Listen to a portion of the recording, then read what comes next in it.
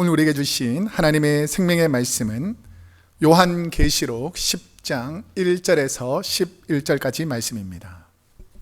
내가 또 보니 힘센 다른 천사가 구름을 입고 하늘에서 내려오는데 그 머리 위에 무지개가 있고 그 얼굴은 해 같고 그 발은 불기둥 같으며 그 손에는 펴놓은 작은 두루마리를 들고 그 오른발은 바다를 밟고 왼발은 땅을 밟고 사자가 부르짖는 것 같이 큰 소리로 외치니 그가 외칠 때에 7 우레가 그 소리를 내어 말하더라.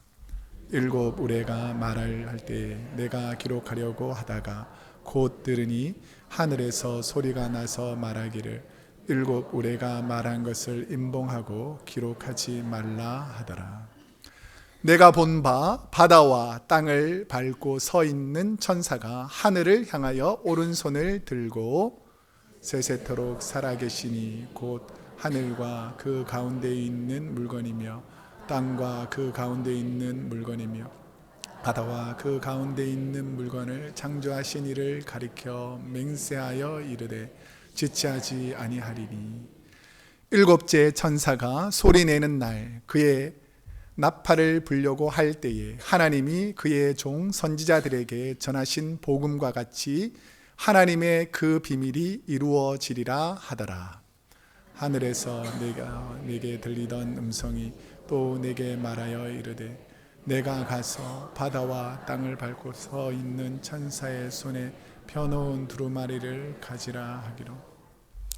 내가 천사에게 나아가 작은 두루마리를 달라 한즉 천사가 이르되 갖다 먹어버리라.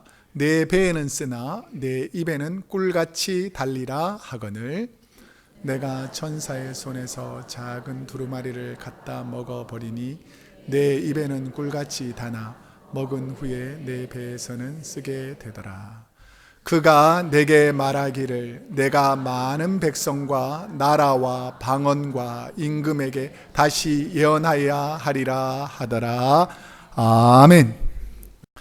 오늘은 요한계시록 10장 1절에서 11절까지 말씀을 중심으로 비밀을 간직하고 기도하는 마음이라는 제목으로 하나님 말씀을 선포하도록 하겠습니다. 우리 제목을 다시 한번 읽어보겠습니다. 시작. 비밀을 간직하고 기도하는 마음. 미래의 비밀을 알 수 있는 책이 있다면 삶에 큰 도움이 될 겁니다. 이전에 제가 영화를 보니까 내일 신문이 미리 오는 거예요. 이게 뭐냐면 오늘 신문이 오늘 나와야 되잖아요. 그런데 미래에 대한 신문이 이 사람한테 미리 오는 영화가 있었습니다. 이게 사실이 아니고 영화입니다. 영화. 만약에 여러분에게 내일자 신문이 미리 온다면 여러분은 무슨 일을 할 것 같습니까? 잘 모릅니까? 일부 때는 바로 로또라 그러던데 그 다음날 신문에 미리 그날 나올 게 알려져 있으니까 로또 번호를 미리 적어가지고 나는 부자가 되겠다 이런 생각을 하는 사람도 있었습니다. 우리의 삶 가운데 내일 일을 미리 알고 있다. 내일 일어날 일들, 좋은 일도 알 수 있고 뭐 사고나 슬픈 일도 알 수 있잖아요. 만약에 여러분이 내일 일을 알고 있는 신문이 있다면 요것만 보면 내가 부자가 될 수도 있고 부유해질 수도 있고 재난도 피할 수 있는 이런 좋은 신문이 있으면 여러분들 다른 사람한테 알릴 것 같아요? 안 알릴 것 같아요?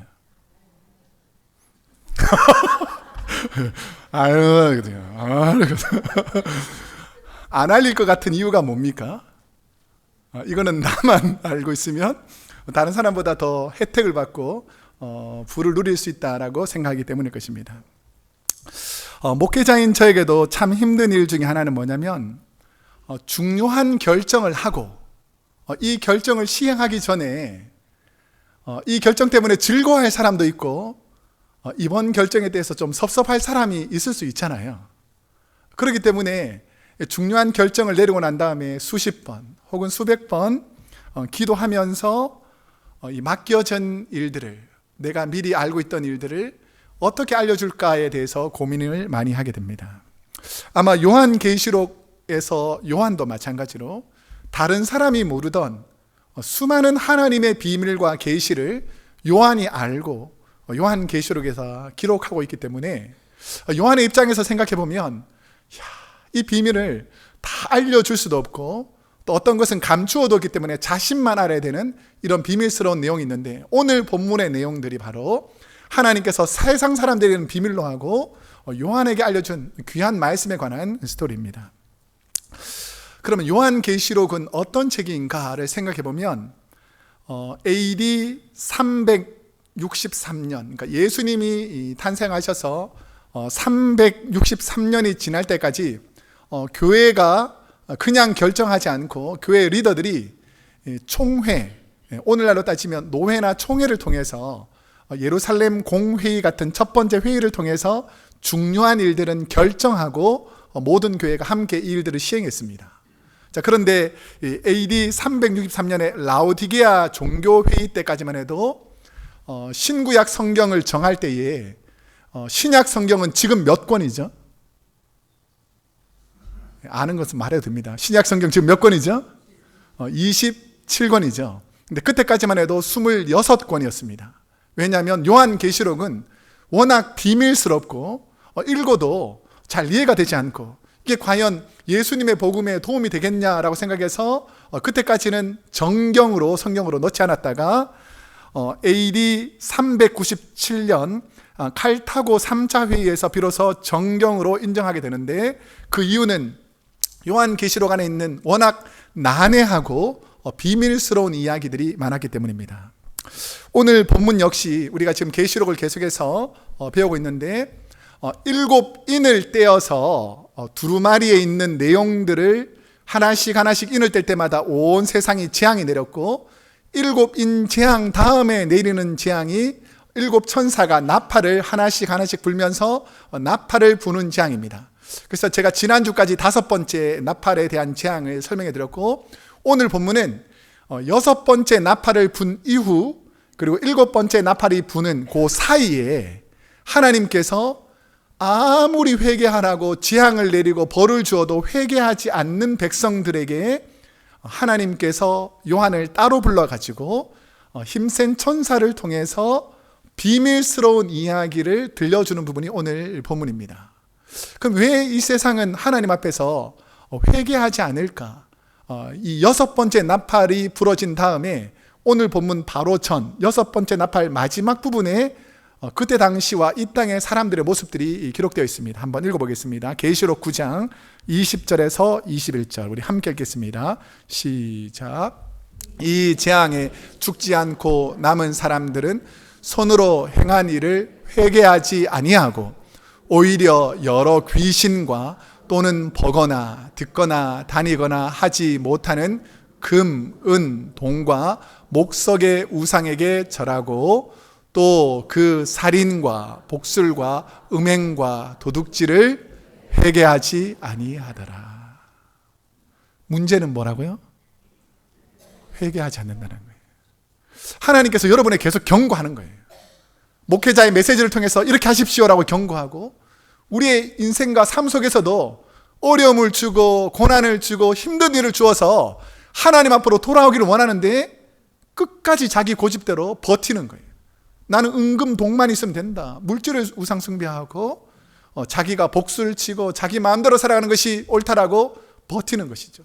그러니까 하나님께서 이 6번째 나팔까지 재앙을 해도 인간이 돌이키지 않는 것을 통해 가지고 이 사도 요한을 불러가지고 제발 좀 이들이 회개할 수 있도록 그들에게 좀 바르게 가르쳐라 라는 의미로 이 내용들이 포함되어 있습니다.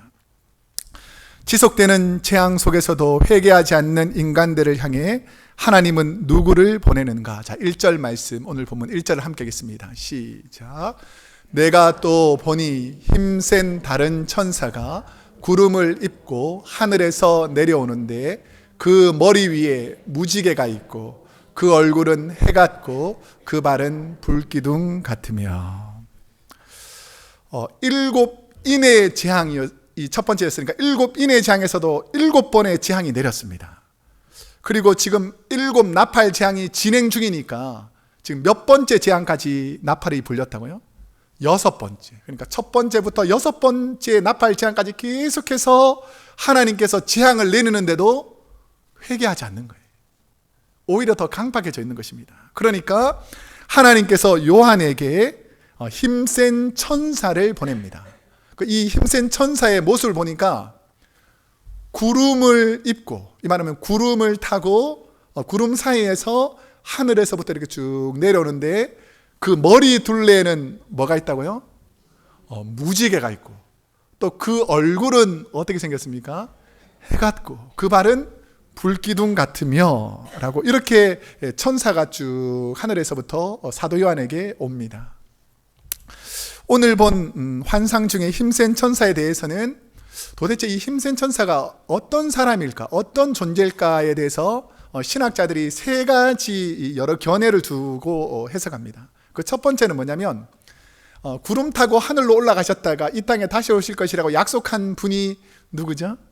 예수님이죠. 그런데 이 힘센 천사가 어쩌면 예수님일 수도 있다라는 해석을 하는 사람들도 일부 있습니다. 아주 소수. 그런데 구름, 무지개, 해, 불기둥 이처럼 재림하실 예수님이 아닌가라고 생각하지만, 요한계시록에서는 어느 한 구절도 예수님을 천사라고 묘사한 부분이 없습니다. 그러니까 이 힘센 천사는 예수님이 아닐 것이다라는 것이 지배적인 얘기고, 또 두 번째는 뭐냐면, 천사라면 도대체 누굴까라고 해석했을 때에 힘센 다른 천사에서 힘센이란 단어가 그 히브리어로 가바르라는 단어입니다. 가바르. 그러니까 가바르가 힘센이란 뜻인데, 천사 이름 중에서 힘센이라는 어원을 가진 천사가 가바르하고 비슷한 천사가 누가 있을까요? 가브리엘. 그래서 아마 이 천사가 가브리엘이 아닌가라고 하지만 근거가 부족합니다. 그러면 이 천사는 누군가 라고 해석해 보면, 우리가 요한계시록 5장 2절에 보면 하나님께 이 두루마리를 받을 때, 예수님이 받을 때에 그 사도 요한이 막 울죠. 이 비밀을 누가 알려줄 수 있습니까? 라고 막 울고 있을 때에 힘센 천사가 나와요. 오늘 보면 어떤 이 힘센 천사가 이 봉한 이 인을 열자가 있다라고 알려준 그 천사, 그 천사라고 해석합니다. 자, 그러면 그 힘센 천사의 손에는 어떤 비밀이 들려 있는가? 자, 2절 말씀 한번 2절과 3절 말씀을 함께 읽어보겠습니다. 시작. 그 손에는 펴놓인 작은 두루마리를 들고 그 오른발은 바다를 밟고 왼발은 땅을 밟고 사자가 부르짖는 것 같이 큰 소리로 외치니, 그가 외칠 때에 7 우레가 그 소리를 내어 말하더라. 자, 2절에서 우리가 주의 깊게 보아야 할 부분은 천사의 손에 두루마리의 모습입니다. 이전의 두루마리는 하나님께서 예수님에게 전해줄 때의 그 두루마리는 어떻게 되어 있었습니까? 인으로 봉해져 있어가지고 아무도 읽을 수 없었는데, 우리 주님께서 인을 하나씩 떼면서 이 온 세상에 재앙들이 쭉 내려졌잖아요. 그러니까 지금 상태는 어떠냐면 인을 다 뗀 상태입니다. 자, 그런데 이 두루마리가 어떻게 되어 있죠? 보니까 펴 놓여 있다는 거예요. 이전에 이렇게 딱 닫혀 있었다면 지금은 그 내용들을 볼 수 있도록 이렇게 펴놓은 상태라는 것을 알 수 있습니다. 자, 이 펴놓은 상태 안에 무슨 내용들이 적혀 있었던가, 우리 지난 계시록 5장에서 한번 배웠는데, 우리 에스겔서 2장 9절에서 10절 말씀 한번 읽어보겠습니다. 그 안에 무슨 내용이 있는지. 시작. 내가 보니 보라, 한 손이 나를 향하여 펴지고 보라, 그 안에 두루마리 책이 있더라. 그가 그것을 내 앞에 펴시니 그 안팎에 글이 있는데 그 위에 애가와 애곡과 재앙의 말이 기록되었더라. 요한이 본 작은 두루마리는 마치 에스겔이 선지자로 부르심을 받을 때에 두루마리 환상을 경험하였듯이 요한에게도 본 내용입니다. 자, 우리가 잘 아시겠지만 지금 6번째 나팔에서 다음 7번째 나팔로 간다 그랬잖아요. 7번째 나팔을 불고 난 다음에 이 재앙이 끝이 납니까? 아니면 계속 재앙이 연결됩니까? 연결되죠. 우리가 3가지가 있는데 7인의 재앙이 있고요. 지금 우리는 7 나팔의 재앙이 있고, 이제 마지막은 7 대접의 재앙이 있습니다. 그러니까 지금 나팔을 불고 재앙이 끝나는 게 아니고 두루마리 성경책에 있던 내용들이 애가와 애곡과 지홍이라는 것을 우리가 미리 알 수 있는 것은 요한계시록 나팔 재앙 이후에 일곱 가지 대접재앙으로 온 이 나라와 민족 가운데 이 재앙이 임한다는 것을 볼 때에 이 에스겔의 환상과 요한이 본 이 두루마리가 일치한다라는 것을 알 수가 있습니다. 자, 그런데 이 두루마리에 있던 내용들을 이야기해주는 천사가 말해주는 것을 일곱 우레, 우리 앞절로 다시 한번 볼게요. 3절과 4절 보면 그가 외칠 때에, 천사가 막 외칠 때에, 비밀의 말을 외칠 때에 일곱 우레가 그 소리를 내어 말하더라. 이게 좀 이해가 이상하죠. 천사가 말하는데 일곱 우레, 우리가 우레는 꽝꽝 하는 거, 전동처럼 막 꽝꽝 이렇게 소리 내잖아요. 큰 소리를 말합니다. 그럼 우레 소리도 큰데 일곱이라는 단어는, 성경에서 요한계시로 나오는 일곱이라는 단어는 완전한, 가장 큰 이런 뜻이거든요. 그러니까 천사가 말할 때에 큰 소리로 일곱 우레가 꽝꽝 하면서 이 소리를 에코처럼 낸다는 것입니다.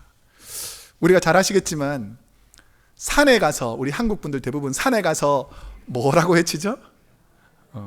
왜 그런지 모르겠지만 엄마도 있고 아빠도 있는데 그냥 야호라고 외치잖아요. 그럼 야호라고 외치면 그 반대편에 있던 그 산에서 어떤 일이 있으리죠? 야호 야호 이렇게 울림이 있지 않습니까? 마치 이처럼 일곱 우레라는 것은 뭐냐면 천사가 큰 소리로 팍 소리를 내니까 이 일곱 우레 같은 소리가 온 사방으로 에코처럼 퍼져나간다라는 그런 의미입니다. 천사가 말해준 일곱 우레의 메시지를 요한이 듣고 어떻게 하는가? 자, 4절 말씀을 한번 읽어보겠습니다. 4절 시작. 일곱 우레가 말을 할 때에 내가 기록하려고 하다가 곧 들으니 하늘에서 소리가 나서 말하기를 일곱 우레가 말한 것을 임봉하고 기록하지 말라 하더라. 자, 이게 비밀에 관한 것이긴요. 비밀. 자, 무슨 내용이 구체적으로 적혀 있는지는 알 수 없지만 미루어 짐작해 보면 좋지 않는 그런 슬픔의 스토리가 가득 차 있었다는 것을 알 수 있습니다. 그 장로교 신학의 기초를 쌓은 칼빈은 하나님의 비밀에 대해서 인간이 어떻게 받아들여야 되는가에서 성경이 말하는 데까지만 상상하라는 표현으로 성경의 비밀을 성경 안에서만 풀려고 하지 인간의 상상력으로 성경을 곡해하지 말라는 것입니다. 그러니까 어떤 성도들은 제가 모르는 걸 자꾸 물어봐요. 그러니까 이런 걸 제가 어떻게 말할지 모르는데, 천국에서는 뭐 안방이 있습니까? 둘째 방이 있습니까? 제가 이걸 어떻게 합니까?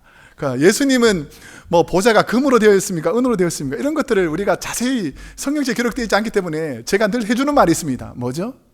네, 가서 보세요. 가보면 알죠. 그러니까 자꾸 모르는 걸 물어보지 말고, 이런 것처럼 우리가 성경에 분명하게 드러나 있는 것은 우리가 설명할 수 있지만 이게 비밀로 감추어 둔 것은 우리가 천국 가서 알 수밖에 없는 그런 내용이죠. 그러니까 이 요한계시록에는 많은 내용들을 우리가 정확히는 알 수 없습니다. 그런데 사도 요한은 힘센 천사가 전한 내용을 일곱 우레의 소리를 통해서 듣고 그 내용을 기록하려고 합니다. 그런데 갑자기 하늘에서 내가 기록하려고 하는데, 요한이 기록하려고 하는데 일곱 우레가 말한 것을 임봉하고 기록하지 말라라고 합니다. 자, 그러면 왜 그랬을까를 한번 유추해 볼 수 있죠. 여러분 만약에 무언가 위급한 일, 그런데 안 좋은 일을 미리 알고 있다면, 누군가에게 미칠 안 좋은 일을 미리 알고 있다면 말해주는 게 좋을까요? 안 말해주는 게 좋을까요? 제가 쉬운 예를 들어보겠습니다. 만약에 여러분 가까운 가족이나 친구가 중한 암이 걸린 거예요. 내가 미리 알았어요. 의사 선생님 말을 듣고. 그러면 이 옆에 있는 사람에게 말해주기가 쉽겠습니까? 어렵겠습니까? 그렇다고 안 해주면 되겠습니까? 안 되겠습니까? 쉽지 않죠. 그러니까 마치 요한이 이렇습니다. 뭔가 중요한 말을 들었는데 이것을 말해주려면, 만약에 기쁜 소식 같으면 얼마나 좋겠어요. 막 누구든지 말해줄 수 있는데 이 상대방에 알리기에는 좀 이 재앙과 재난과 고난이 있을 것이라는 이야기는 말하기가 쉬울까요? 어려울까요? 어렵다는 것이죠. 성도님들 중에서도 가정에 힘들고 어려운 일이 있을 때에, 저와 제 아내가 있을 때에 목회자에게 찾아와서 신방을 요청하고 기도 제목을 오픈할 때가 있어요. 그러면서 우리 가정에 이런 어려움이 생겼습니다, 이런 아픔이 있습니다, 이런 기도 제목이 생겼습니다라고 기도할 때에 우리가 그걸 듣게 되면 참 가슴이 아프고 이런 일이 있구나라고 생각할 때에 면담을 마치고 가시면서 늘 우리에게 말하는 내용이 있습니다. 뭔 줄 아세요? 네, 목사님만 알고 계세요. 목사님만 알고 기도해 주세요. 이런 거죠. 그러니까 저는 알고는 있지만 알리지 못하는 내용이잖아요. 그런데 이 내용을 알고 있다면, 내가 상대방의 아픔과 어려움과 힘든 일이 있다는 것을 알고 있다면 제가 말은 못하니까 그 다음부터 뭘 할 것 같습니까? 하나님께 기도하는 수밖에 없죠. 하나님, 이 고난과 재앙을 그 가정에서 풀어주십시오. 오늘 사도 요한 역시 이 수많은 고난과 재앙이 이 땅에 일어날 것을 알고 있었지만 이것을 비밀로 간직하고 무슨 일을 했을까? 사도 요한은 아마 하나님께 울부짖으며 이 고난이 쉽게 지나가도록, 고통받는 분들이 덜 고통당하도록 하나님 은혜를 내려주십시오라고 기도했을 것입니다. 그러면 하나님의 비밀을 언제 알 수 있다라고 말해주는가? 자, 7절 말씀 한번 읽어보겠습니다. 시작. 일곱째 천사가 소리내는 날 그의 나팔을 불려고 할 때에 하나님이 그의 종 선지자들에게 전하신 복음과 같이 하나님의 그 비밀이 이루어지리라 하더라. 자, 길지 않습니다. 여섯째 나팔이 불고 그 비밀을 간직하고 사도 요한이 하나님께 간절히 기도하니까, 그래, 너의 기도를 듣고 내가 어떤 비밀인지 알려주겠다라고 하면서 사람들에게 알리게 되는 것이죠. 우리가 7절 앞부분에 보면 일곱째라는 단어 앞에 그러나라는 접속사가 있습니다. 그러나, 지금 이런 문제가 있지만 그러나 내가 빨리 알려주겠다, 이런 것이죠. 그래서 이 그러나라는 접속사가 예언의 성취가 곧 이루어질 것임을 암시하는 접속사입니다. 작은 두루마리의 비밀을 내용을 알게 된 사도 요한에게 천사는 무엇을 말하는가? 자, 이제 9절과 10절 말씀을 함께 읽겠습니다. 시작. 내가 천사에게 나아가 작은 두루마리를 달라 한즉 천사가 이르되 갖다 먹어버리라. 내 배에는 쓰나 내 입에는 꿀같이 달리라 하거늘 내가 천사의 손에서 작은 두루마리를 갖다 먹어버리니 내 입에는 꿀같이 다나 먹은 후에 내 배에서는 쓰게 되더라. 자, 이 말씀을 잘 아셔야 돼요. 입에서는 달고 배에서는 쓰다. 이걸 머릿속에 기억하시고, 사도 요한은 앞으로 있을 너무나도 끔찍한 재앙들이 남아있음을 천사들을 통해서 미리 듣습니다. 그리고 요한은 작은 두루마리에 있는 내용을 좀 더 자세히 보고자 천사가 펼쳐놓은 두루마리를 어떻게 하죠? 자신에게 달라 그럽니다. 내게 달라. 그러니까 그냥 주면 될 텐데 뭐라 그러죠? 이 작은 두루마리를 어떻게 하라고 말입니까? 갖다가 먹어버리라는 것이죠. 먹어버리라. 그러자 천사는 애가 애곡 지향에 담긴 그 두루마리의 성경 말씀을 먹으라. 이게 진짜 먹으라는 소리일까요? 아니면 잘 곱씹고 기억하고 있으라는 소리일까요? 예, 또 끝까지 먹으라고 우기는 분도 있을 수 있습니다. 예. 어느 날 전도사님이 유치부 아이들한테 이제 말씀을 전하고 있었어요. 말씀을. 그러니까 유치부 아이들은 보통 5살, 6살 뭐가 많죠? 질문이 엄청 많습니다. 계속 물어보잖아요. 그래서 어떤 아이가 설교하는데 갑자기 전도사님이 손을 딱 들고 전도사님 이렇게 물어보는 거예요. 왜 그러니까 하나님 예수님은 아버지하고 아들 관계가 맞지요? 이거 물어보는 거예요. 그러니까 그래 맞지라고 하니까 그 애가 뭐라 그러냐면 하나님, 예수님, 하나님은 하시고 예수님은 예신데 어떻게 부자인데 이름이 성이 다를 수가 있냐라고 물어봤어요. 갑자기 질문 당하니까 전사님 당황스러울 거 아니에요. 이거 어떻게 설명해야 되나 이렇게 당황하고 있는데 옆에 있는 똑똑한 꼬마아이가 머리를 탁 집어가면서 그 남자한테 야 너는 그것도 모르냐, 하나님, 예수님, 서양 사람은 라스트 네임을 뒤에 쓴다. 그래가지고 님자로 똑같지 않느냐라고 말했다는 성경을 잘 모르는 어린아이들의 이야기가 있습니다. 이처럼 성경을 잘 모르면 자기 생각대로 풀어서 옳다라고 착각하게 된다는 것이죠.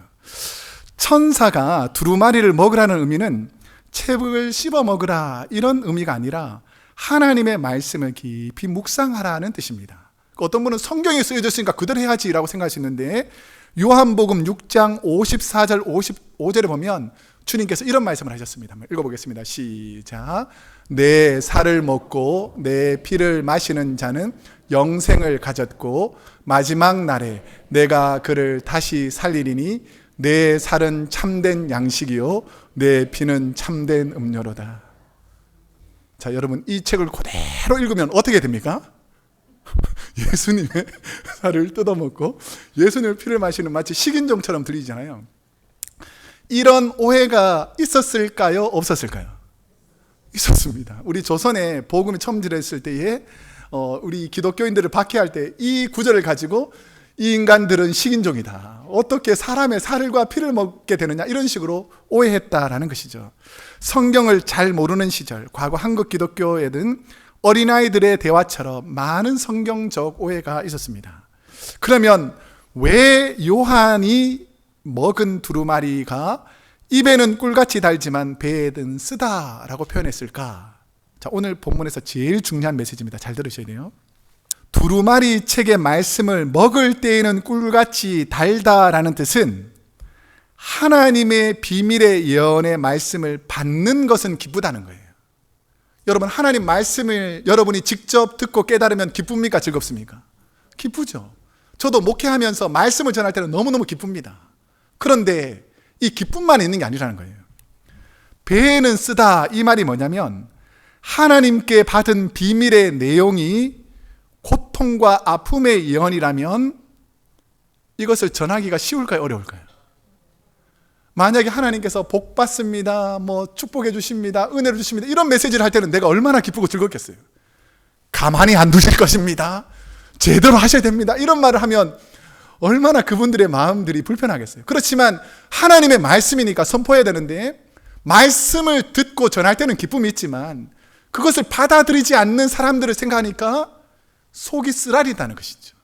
이게 성경에 그런 내용들이 많이 있는데요, 하나님의 말씀을 같이 깊이 묵상하고 연구하고 해석해서 말씀을 전하는 목회자인 제게 가장 슬픈 그리고 가슴 아픈 일이 있다면 하나님께서 주신 말씀을 받는 대상에게 임할 진노가 보일 때입니다. 이거 하나님께서 계속 이분에게 말씀하시는데, 하나님께서 이 메시지를 저분에게 계속 주시는데 그분만 모르는 거예요.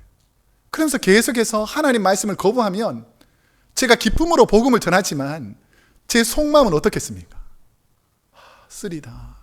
저분이 이 말씀에 순종하지 않고 또 하나님의 말씀을 불순종함으로 하나님의 진노가 임할 것이다 라는 것을 바라보면 속이 쓰리다는 것이죠. 그 성경에 제가 두 가지 예만 들 텐데, 하나님께서 인간을 창조하셨습니다. 그리고 인간들이 하나님을 경외하도록 하나님께서 창조하셨는데, 노아 시대에는 불과 열대도 내려가진 그 노아 시대에는 어떤 일이 벌어집니까? 하나님을 대적하고 우상 숭배하고 모든 악한 일을 하니까 하나님께서 노아를 통해서 어떻게 권고하냐면, 노아야, 내가 비밀을 알려주겠다. 세상에 가서 이 심판이 임하니까 빨리 회개하고 하나님께 돌아오라고 노아에게 사명을 줬어요. 그러니까 노아가 만난 사람들에게 엄청나게 큰 소리로 회개하십시오, 돌아오십시오, 하나님이 심판하신다 그랬습니다, 회개하면 하나님께서 회복시켜 주신다고 그랬습니다 라고 막 회개를 선포하는데, 상대방의 얼굴을 보면 이 사람이 듣는지 안 듣는지 알 수 있습니까? 없습니까? 알 수 있죠. 이 사람들이 안 듣는 거예요. 내가 복된 소식을 전하고 있음에도 불구하고 이들은 하나님 말씀을 우습게 생각하고 거부합니다. 자, 그랬을 때 노아의 마음이 어땠을까요? 쓰리고 아팠겠죠. 하나님이 뭐라고 하셨냐면, 야, 내가 인간을 잘못 만들었구나 라고 성경에 보면 인간 만드신 것을 후회하셨다 라고 할 정도로 인간들이 하나님 말씀을 듣지 않는 것을 하나님이 마음 아파하시고 쓰라 하셨다는 것입니다. 우리가 또 잘 아시겠지만 두 번째 그 내용은 뭐냐면, 예수님께서 이 땅에 오셔서 제자들을 삼아가지고 이 땅에 예수 믿지 않고 하나님 믿지 않는 모든 죄인들에게 회개하라, 천국이 가까웠다, 너희들 회개하면 하나님의 자녀가 될 수 있다라고 온 나라와 열방을 향해서 복음을 전했습니다. 그때 연약한 분들, 소외된 분들, 낙심된 분들에게, 병든 분들에게는 이 복음이 진짜 복음이 되어 하나님의 말씀으로 받아들이고 회개하고 하나님의 자녀로 돌아왔어요. 그런데 어떤 사람들은 하나님의 복음, 그 진리의 말씀을 전할 때에 냉소와 비아냥거림으로 회개하지 않는 사람을 보시면서 주님이 눈물로 기도하면서 얼마나 가슴이 쓰렸겠어요. 얼마나 가슴이 아팠겠습니까? 오늘 이 말씀에서 말하는 입에는 달지만 배에는 쓰다는 말이 이런 표현입니다. 여러분, 세상은 점점점 죄악 가운데 물들어가고 있습니다. 우리의 복음이 전해지지만 그들은 우리의 복음을 받아들이지 않습니다. 애통하며 고통하게 될 수밖에 없는 이 상황이라는 것이죠. 이제 말씀을 맺겠습니다.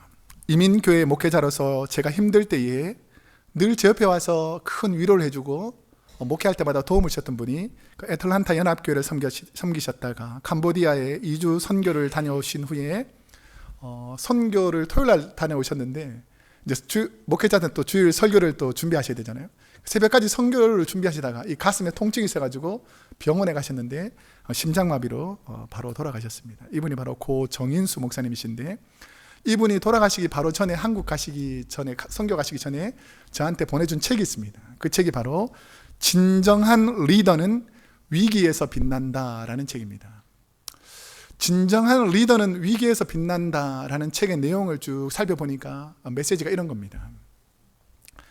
오늘날 세계는 위기가 워낙 많고 반복되기 때문에 전쟁도 많고 이 기후변화를 통해서 온 인류에게 큰 재앙이 닥칠 수 있다는 것을 계속해서 반복적으로 경고함에도 불구하고 질병과 재난이 끊임없이 반복됨에도 불구하고 위기와 안전의 불감증을 느끼고 있다는 거예요.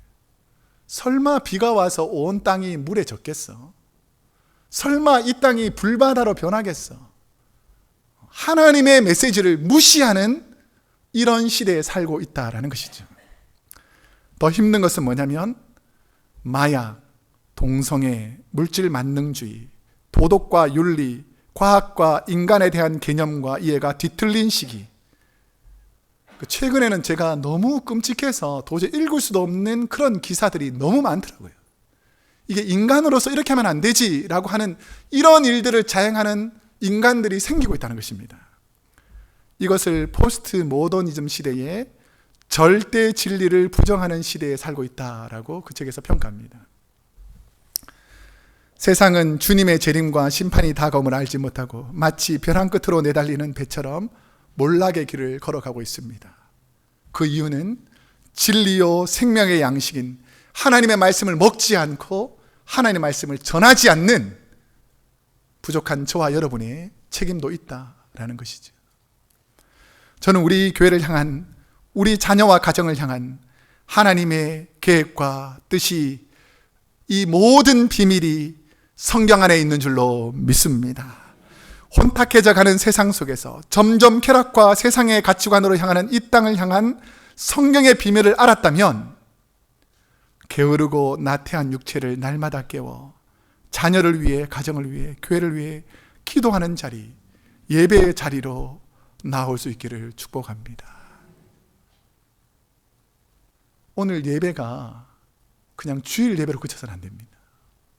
여러분의 삶의 자리에서 말씀을 읽고 기도를 하시고 하나님 앞에서 들었던 말씀들을 믿지 않는 자들에게 선포하고 그 죽어가는 영혼들을 불쌍히 여기고 하나님께로 인도해낼 수 있는, 사도에게 주셨던 그 경고의 메시지를 깊이 받아들이고 하나님 뜻대로 사시는 저와 여러분이 되시기를 축복합니다. 기도하겠습니다.